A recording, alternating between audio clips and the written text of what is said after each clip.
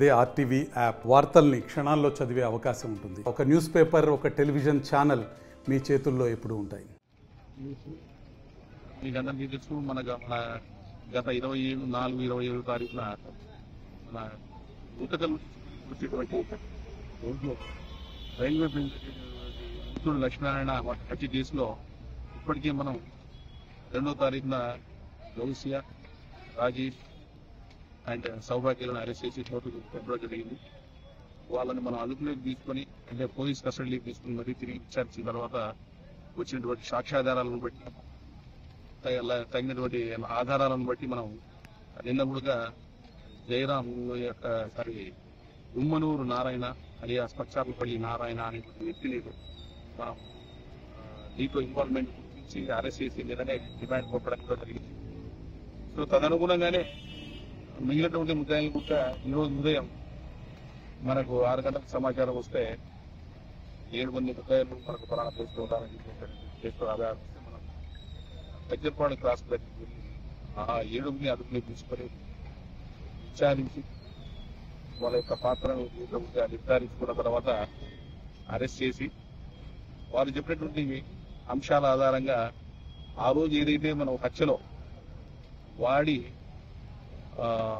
హత్య ఆయుధం అయినటువంటి మన వేట గొడవల్ని కానీ, లేదంటే ఇనుప పైపును కానీ ఎక్కడైతే పారవేశారో నవ్వకుండా పూతూ ఆ రోజు అంటే పారిపోయడం, హత్య జరిగిన తర్వాత పారిపోయడం చోట అంటే ఎవరికి కనబడిపోకుండా ఒక పిల్ల పొగల్లో చేసి అయిపోయారు.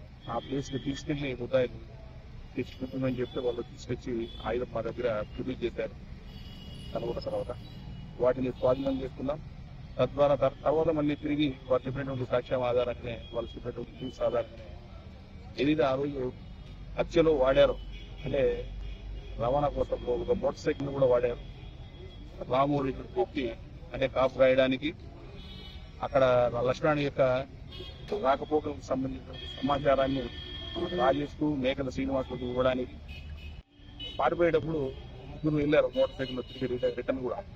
సో ఆ వాడినటువంటి పల్సర్ బైక్ ను కూడా మనం ఈరోజు స్వాధీనం చేసుకోవడం జరిగింది. సో దీంట్లో ఈ 7 మంది ముద్దాయిలు మేకల శ్రీనివాసులు కావచ్చు, కుక్క డ్రైవర్ సారాయి పెద్దయ్య, ఇతనే ప్రధాన నిందితుడుగా మనకు తెలియదు. ఎందుకంటే ఆ రోజు పడిన తర్వాత మేకల శ్రీనివాసులు టిప్పటితో కుదిన తర్వాత పడిపోయింది. బట్ పక్కనే ఉన్నటువంటి పొలంలో ఉన్నటువంటి సారాయి పెద్దయ్య, గోవింద్, మనోహర్ అనేటువంటి వ్యక్తులు వచ్చి చూసుకొని వడ్డీ నవీన్ తలుపులు పగలగొడితే, అంటే ఇరుపు పైపులో పగలగొడితే పెద్దయ్య కూడా కత్తితో అతన్ని మృతుడు లక్ష్మణాన్ని పలుమార్లు నరకడం జరిగింది. చనిపోయాడని నిర్ధారించుకున్న తర్వాత పబ్లిక్ ఇంకా ఎక్కువ అవుతున్నారు, పాసర్స్ రోడ్డు మీద పోయేవాళ్ళని చెప్పేసి అన్న తర్వాత 9 మోటార్ సైకిల్ మీద పారిపోతే మిగతా ఒక 5 మంది దీంట్లో కారులో పారిపోయారు.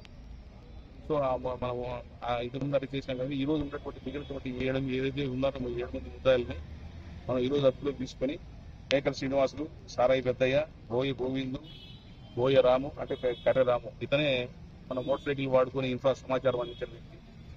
వడ్డీ నవీన్ ఇనుప పైపుతో అద్దాలు పలుకుట్టిన తర్వాత మళ్ళా తల మీద కొట్టినటువంటి వ్యక్తి. చీర్ల ధనంజయ, దొడ్ల మనోహర్, వీళ్ళు వైటీ చెరువు గోవింద్తో పాటు రోడ్డు మీద ఎవరు రాకుండా జనాల్ని అక్కడికి అడ్డుకున్నటువంటి వ్యక్తి. సో ఈ రోజు మనం ఈ 7 మందిని కూడా మనం అరెస్ట్ చేసి ఇప్పుడే కోర్టుకు పంపుతా ఉన్నాం. ఈ కేసులో మనకి మెడికల్ రిపోర్ట్స్ కానీ మన ఎఫ్ఎస్ఎల్ రిపోర్ట్స్ ఆధారం కానీ వచ్చేటువంటి దాన్ని బట్టి కేసు స్ట్రెంథెన్ చేసేదానికి చేసి తప్పకుండా తక్షణమైనటువంటి ఆధారాలతో మన కోర్టులో ముందుకు పోవడానికి ఆస్కారం ఉంటుంది. ప్రస్తుతానికి ఈ కేసుకు సంబంధించిన వివరాలు. Thank you. మరిన్ని వీడియోస్ కోసం ఛానల్ ని సబ్స్క్రైబ్ చేయండి. లేటెస్ట్ అప్డేట్స్ కోసం వాట్సాప్ ఛానల్ ని ఫాలో చేయండి. అండ్ లింక్ డిస్క్రిప్షన్ లో ఉంది.